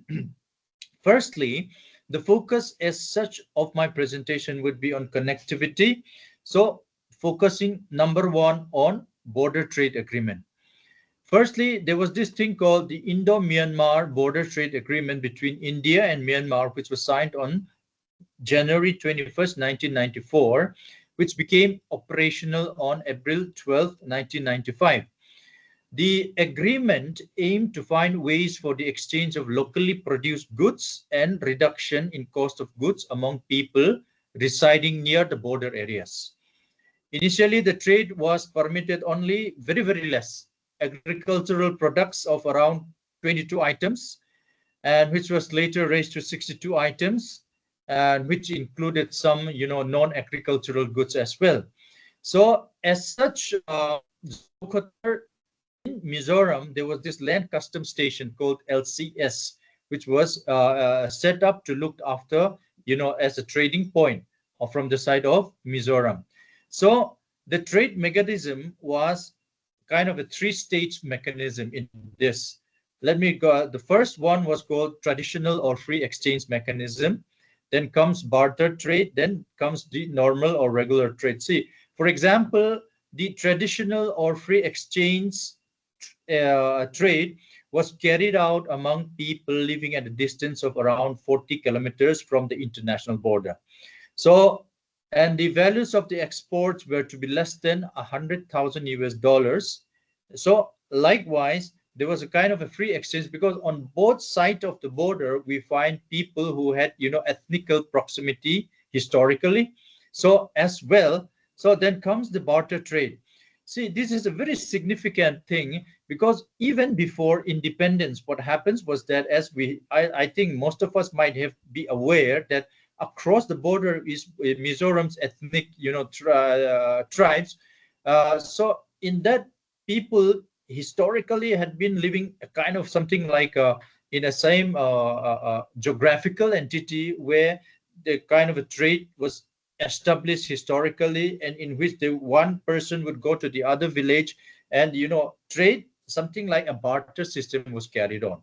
So under this barter, so the continuation of this barter trade mechanism was carried on, and exporters and importer in possession of this were permitted 62 items. So something like that. So a small amount of trade was carried to to continue that historical system that was there. Then finally the regularization of trade was done as a result of that Indo-Myanmar agreement. So in terms of the connectivity that was established as a result of the trade connection, what we find is another dimension called the cultural connectivity.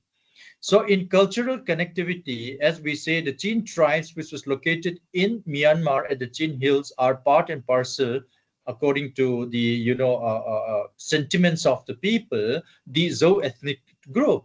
So they share a common ancestral root with their fellow Zhou counterparts, and as a result, a kind of a cultural connectivity was in fact maintained. Then what that societal connectivity can be, an important factor with the people-to-people contact that was established with the Myanmar site. So, in fact, see, for example, villages across the international border have a deep-rooted connection since they are, connected culturally, socially. See, let me give you one small example is that in Mizoram, we have these civil societies known as YMA, then,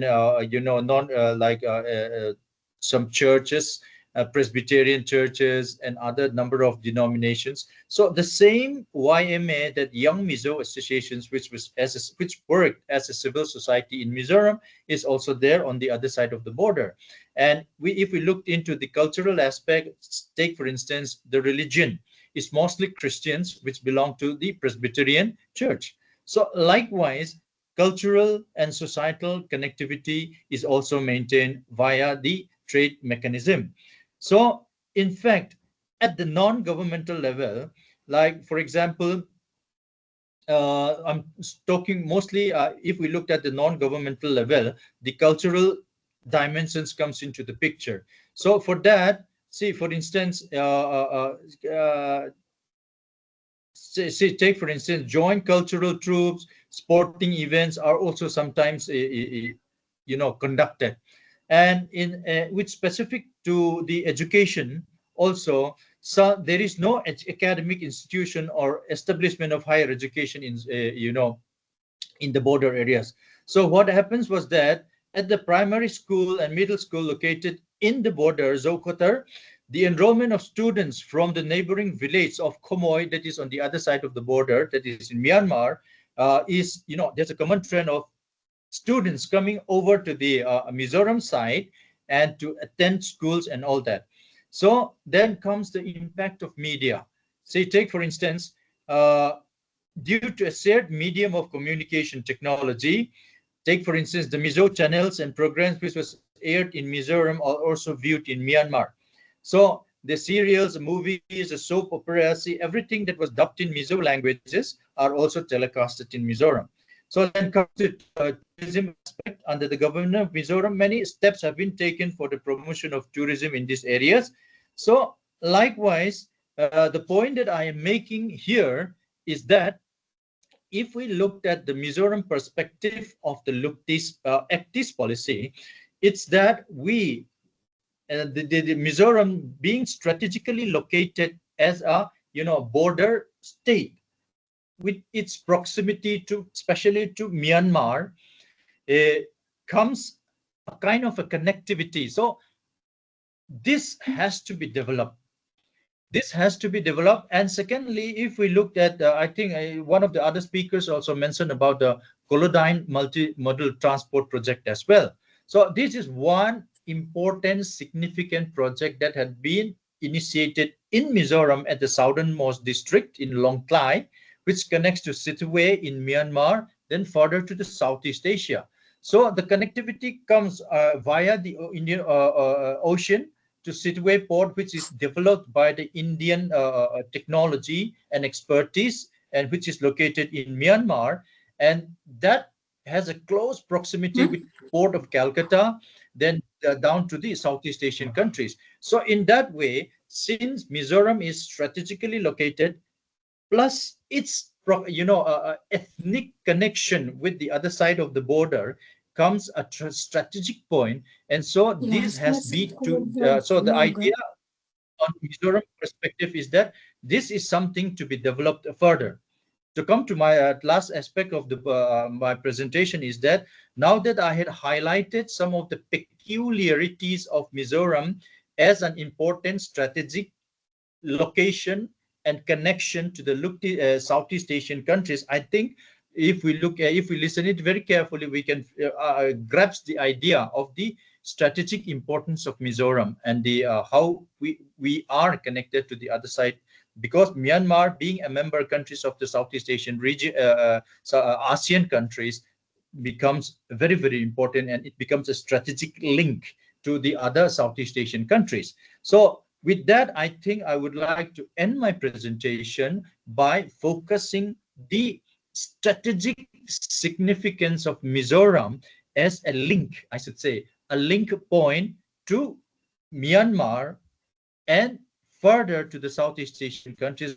Myanmar as a member of the ASEAN countries, and as I have already pointed out, one important project which the government of India had initiated through the Act East policy is the multimodal Colodyne project, with which a port is developed in Long Klai districts to the Sittwe in Myanmar and further down to the Southeast Asian countries. So this, and now that with the initiation of railways in Mizoram just recently, which is also to be extended way down to the south to connect this Colodyne project with the Indian railways, so that this Mizoram can, become a hub of the Act East policy, where the people of Mizoram would benefit in particular and the Northeast in general. So with that, I would like to end my presentation. Thank you so much. Thank you so much, Dr. Zomathanga. I think the point well taken, and something that we need to sort of, I think introspect further and develop more in terms of looking at the strategic logic of Mizoram as a link in the multimodal connectivity projects of the ACTIS policy. I think I was really taken by some of the points that you brought out in terms of how border trade agreement links with local market integration between both the sides, and how local products get these markets. Really sort of, I think, putting across this point of the linkages which are subnational, and which where trade linkages sort of like, I think, enforces or forces cultural connectivities also. The point that you made about YMA, it's really interesting in terms of the cross-border arrangements that we have through Mizoram and Myanmar, which is really, I think, the way forward into further Southeast Asia. So we get to the last but not the least speaker, Dr. Biplav Debnath, who is an assistant professor at Tripura University. Biplav, the floor is yours. Thank you so much. Thank you, Monish. Can you hear me? Am I audible? Okay. Thank you, Monish and Indrani and CRF for this wonderful opportunity to speak or to give a Tripura perspective on India's ACTIS policy. I also thank the panelists of all the other states who have given such wonderful remarks with regard to their own state, and also the moderator for breaking up this session into three very, very significant questions. But to give a general outlook, ever since India has initiated the Turkish policy and recently the ACTIS policy, the Northeast India and Tripura has been projected, Northeast India particularly has been projected as a major stakeholder, as a bridge or a gateway. And in that regard, Tripura also came into a lot of prominence, both in terms of policy-making statements and also in terms of the institutional development. But then, with regard to the first question that Monish has put forward, that whether Tripura has benefited from ACTIS policy, I think as simplistic as the question may sound, the answer is not a very simple one. The reason I say so is because I do not want to believe that many of the developmental initiatives which have been taken by the state, or in fact with regard to other states, are just hostage to foreign policy initiatives which are objectives or are the end product of requirement of the state itself. But yes, in terms of cross-border connectivity, where foreign countries are major stakeholders, we can say that yes, Tripura has seen a lot of development over the past decade. If you look at the geography of Tripura, Tripura does not share a direct land border with any of the Southeast Asian nations, but it shares close to 85% of its borders with Bangladesh, which gives it a very, very strategic relevance, because along with the Mizoram, Tripura also is the closest to the ports of Chittagong, Cox's Bazar, and Situate, which is very vital in terms of overcoming this chicken neck syndrome, which we have been talking about for the last many decades. And in that sense, there has been quite a few development initiatives. In recent ones, three primary cross-border initiatives that comes to my mind. The first one is the Agartala, the railway between Agartala and Akhauda, which is supposed to link the capital city of Tripura to the Akhauda town of Bangladesh, and then proceed further to other parts. And this is supposed to be, act as a vital corridor between Tripura and West Bengal through the transit railway link via Bangladesh. And also, it reduces the travel time significantly compared to if you travel to North Bengal, as well as the distance which we cover. The second big initiative which Tripura has witnessed is the development of the ICT in Shabru and the Maitri Bridge project, Shabrum is a city, small town in the south of Tripura, which is around 70 kilometers from the Chittagong port. And the development of the ICT as well as the bridge which connects two city, the Shabrum city in Tripura with the Ramgarh town in Bangladesh. Which bridge has been funded by the Ministry of External Affairs and donor, which seeks to create a multimodal network between Tripura Northeast to the Chittagong port. The third initiative which again we saw you know, 3 years back was the extension of a maritime link between Shonamura and Dholakandi, which is also a part of the Indo-Bangladesh new protocol. So yes, in terms of cross-border connectivity, Bangladesh has been a major stakeholder. The other major stakeholder is Japan, and through Japan-India Axis Forum, which both the countries initiated in 2017, they have been a primary stakeholder in terms of the connectivity, sustainable forest management, as well as poverty elimination. And they primarily do it through the Japan International Cooperation Agency, or the JICA. In recent times, the Japan has also shown interest in collaboration in the bamboo sector, as well as in the new emerging connectivity projects which have been coming up. If I may recall, a few months back, there was a Japanese delegation which visited Tripura, and they also looked to explore the argo wood industry. The argo wood is basically Tripura is very rich in argo wood cultivation, especially in the northern part of the state, which is used for developing perfumes. So the climate and the soil of Tripura is very rich in development of the argo wood cultivation. So Japan also has been a stakeholder.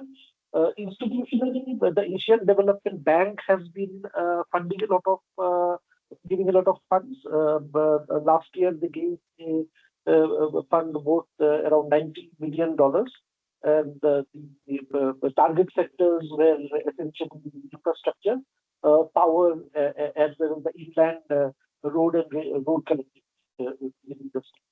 Now, considering the fact that Japan and Bangladesh are important, member countries in Axis policy, we can presume that yes, the fact that these cross-border connectivities and investments have taken place, in that sense, yes, Tripura has seen a lot of development since the Axis policy has been initiated.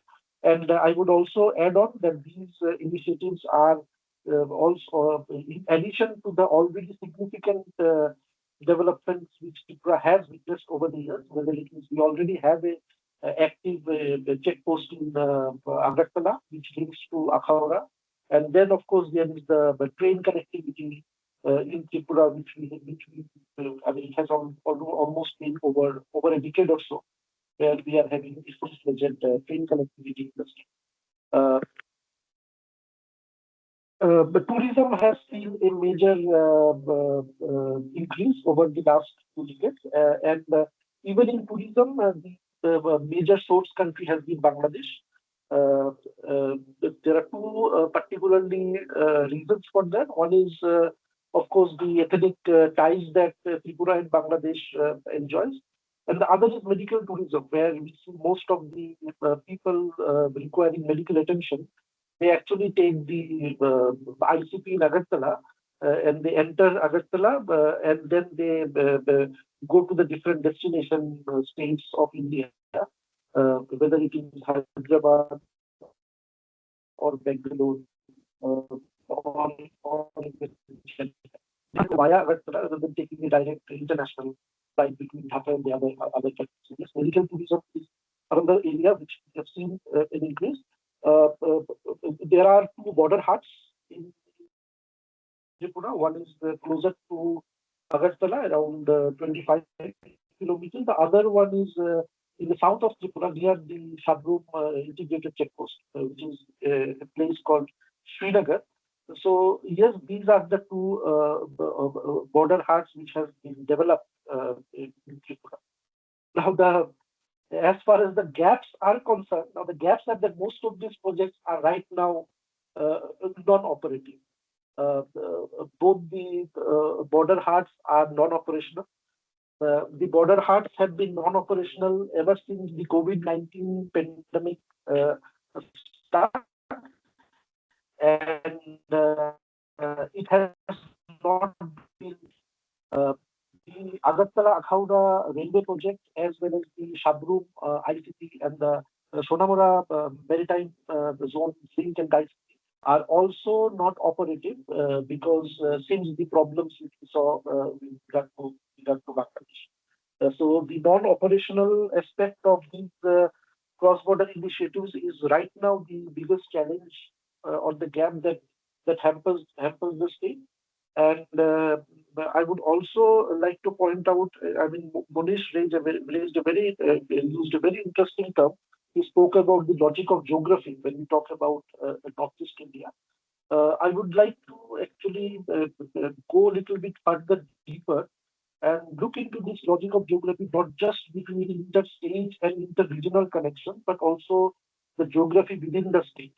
And if we have a cursory look at the geography of Tripura, we realize that Tripura, as you know, has two distinct ethnic communities. We have the tribal population and the majority Bengali population.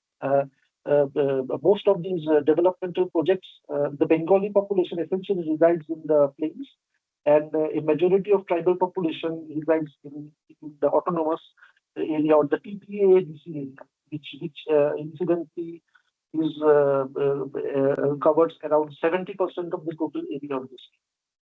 Most of the development projects which has taken place has been on the plains, and it seems to also create a question that who are the actual beneficiaries of these development efforts. Often they have given rise to identity politics, and while we are still grateful that the state is ethnically, politically stable, but yes, there are ethnic fissures, and so I think this is something which needs to be managed as we go. Looking ahead, how much time do I have? Do I have 2 minutes? Biplav, I can give you 30 seconds, but we can stretch to 1 minute. Yes, thank you. Just 2 points. One is that looking ahead, how do you think these gaps can be filled? I think the private sector plays a very important role. Right now, the private sector accounts for only 1 or 2% of the corporate sector in Tripura. Most of the developmental discourse are driven by the public sector. So I think the entry of private sector and the role they play is very, very important. Of course, our diplomatic relations with Bangladesh, I do see some positive development over the last 6 months. There has been some visits, for example, the Bangladesh High Commissioner visited the state and he visited the different checkpoints, and there are initiatives which are taken by the government of Tripura as well as India to resume the bilateral ties. So that is also significant. And I think the other is what I mentioned earlier, a balanced way of development, so that the developmental fruits from whatever cross-border connectivity reaches the entire segment of the population. So thank you again for this opportunity. I hope it was productive, to some extent. Thank you. Thank you. And thank you so much. Yeah, thank you so much, Biplav. I think not to sum up what you said, because you have summed up yourself very well.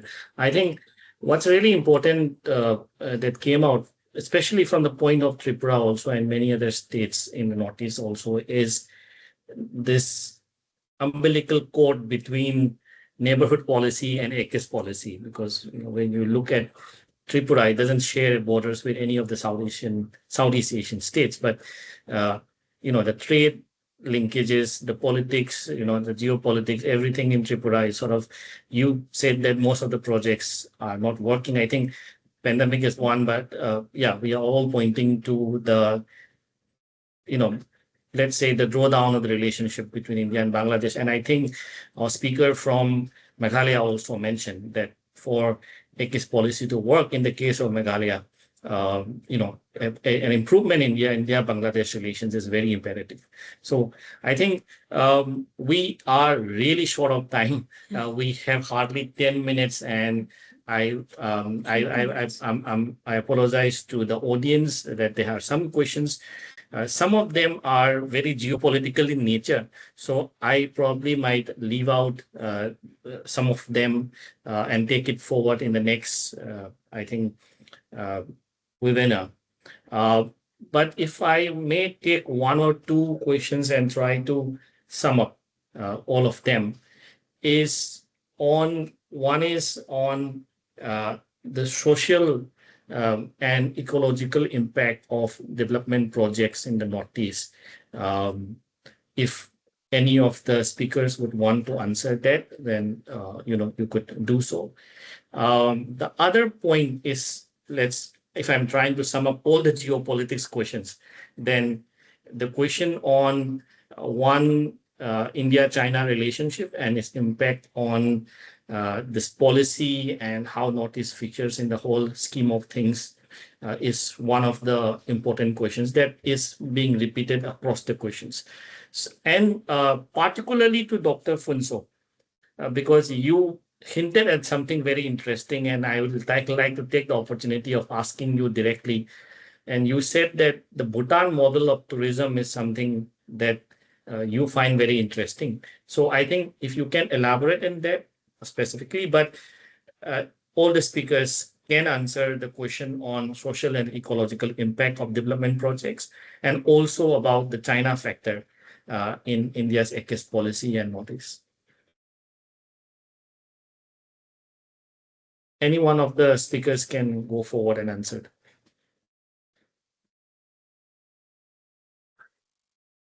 Yes.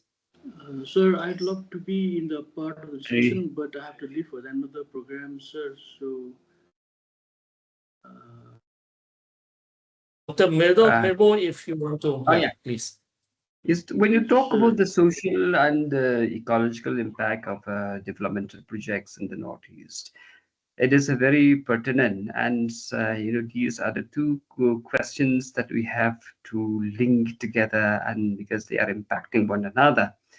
And in fact, in the context of Meghalaya, what we have experienced is there is always a contestation whenever we have these kind of development projects. The case in point which I want to make here is in the context of the cement plants that we have in Meghalaya. If you look in the southern, in the Chintan Hills district, you'll find over there that serious concerns have been raised regarding the ecological impact of the limestone mining, and also regarding the impact of the cement factories on the rivers. So these concerns are very much there. And for example, presently that we have, in fact, even the Member of Parliament from Shillong, he wrote a letter to the union ministers, both in charge of the transport as well as the environment, regarding the impact of this road construction on the, I think the River Dauki, which is one the cleanest rivers that we have in India, and in fact it is well known as a tourist attraction.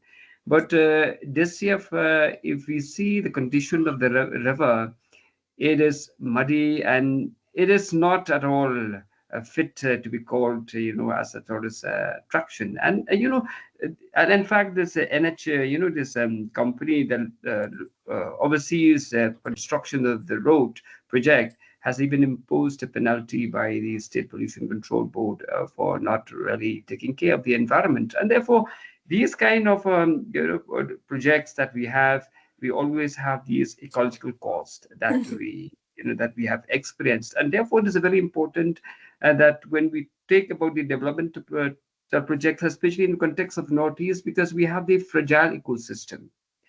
And therefore, development has to look into the context of the environment. And also, as I said, when you look about Meghalaya, as I said, when you talk about the Act East policy, when you talk about the projects and development, we also have the social and political challenges, not only the physical challenges that we have, not only the infrastructural challenges, but we have the socio-political challenges, wherein the people, they are protesting against such kind of projects. For example, railways in Meghalaya, which was proposed way back the 1980s, and even today we are unable to go ahead because of these, issues that we have in the state. And therefore, as I mentioned, the projects, they have to be, they have to get the confidence of the people. And therefore, it is a very tricky situation, because here in the Northeast, besides the economic considerations, we have also the ethnic identity consideration, and these always come into play, and it's not so easy. For example, the people in Meghalaya, they say, we welcome railways, but give us an align permit first. But many investors may see an align permit also as inhibition to investment. So these kind of complex relations of these different forces are very much visible in the context of Northeast India. Northeast India, these issues emerge also because the Northeast is inhabited by small ethnic communities who are very sensitive to their identity. So these issues are there in the context of Northeast. But we believe that with the right policy, building the confidence of the people in the policy initiatives, and we can overcome these kind of challenges. Thank you so much. Dr. Monalisa, you want to have your... Yeah, may I just say my perspective on the geopolitical question on Indo-China, and of course that what the impact on Northeast. Definitely, China is one of the greatest trading partner for India. And no doubt, they may have political differences, but then there are also a lot of connections between India and China. Keeping that aside, when it comes to Northeast, when we talk about the Lido, when we talk about the Steel Railroad, these were the nerves for Northeast once upon a time. They were the trading nerves. Northeast was flourishing. I'm now speaking in terms of Northeast. Northeast was flourishing. I mean, when these trade routes were functioning, but now with India, China, political dynamics, these are all closed. So I would suggest, being from Northeast, I would suggest that keep the political agenda aside. If Northeast have to harness, I mean, like something out of this, give a little opportunity, just 1% opportunity to the people of Northeast, bring the community on the table, bring the voices, as even Dr. Mirbo has rightly said, it's a very sensitive tribal people in Northeast. Bring them to the table. We will not cost anything. I mean, you don't need a big investment either. Political agenda aside, Northeast will be saved. Northeast will be, that will be the way forward. Thank you so much. Thank you so much, ma'am. Thank you. Before we end the session, if Dr. Funso is around, would you... Dr. Funso is still around? Okay, so there are no words to really thank all the speakers today, but my colleague Indrani is better in doing so. So I'll leave the floor to her to propose a vote of thanks, please, and also the photo. Yeah. Thank you, Monish. Like really, as we both, you people must have seen our faces also during everyone's presentation. We were absolutely, awestruck with the knowledge which you people have, shared with all of us. And really thank you from the bottom of our heart, because each one of the speakers have really stuck to those three pertinent questions at the beginning, which we had, posed to each one of you. And, definitely, each one of you are so right when you talk about that it's important to understand the community community first. Before policy is being done, the grassroots level ground reality is so important for every aspect, even including the economical development. And of course, the tensions which we as a country, India, faces with some of our neighboring countries does impact on Northeast development as well. Of course, including on India in a whole say. However, Northeast is definitely, getting impacted more because of the borders, which each of the 8 states are, sharing. And me and Monish, because we belong from Northeast, so we definitely understand when you people were sharing your sentiments, not only about the challenges which you all face. And I am from Assam, and of course, Assam is much developed in comparison. However, there is this feeling within the Assamese, including within me also, that all the sisters of the 8 sisters must equally develop in every sense. It should not be only one state, but all the states equally it should develop, including from the education system and all. However, what me and Monish have been discussing all this while was that look at how far we have come. Like each one of you, when you were giving your presentation, it just shows that how each of the states have come so beautifully and so significantly that Northeast is actually having a very strong impact on the center. And with that, we both will really, thank each one of you. And Dr. Monalisa, we are actually planning to bring out a study report where we will again, get back to each one of you for your recommendations so that we can present it to the policymakers. Because we also believe that, only webinar where we are just discussing is not enough. It has to reach to the table, the main table or the high table from where the policies are being done. So we will make sure of doing that. Also, we are planning to do a physical event actually at Northeast. Again, we will definitely, reach out to each one of you to brainstorm how we can go ahead. With that, we will thank again. And if we can request each one of you to, switch on your video so that we can take a screenshot, maybe every one of you. So we will really request all the speakers. Yeah. So, yeah, we will just take a screenshot of each one of you. Thank you. Thank you so much. And we will get in touch with all of you again. And thank you very much. bye. Thank Bye. you. Thank you. Thank you so Thank much. you. Thank Thank you. Thank you. Thank you so much. Thank you. Thank you.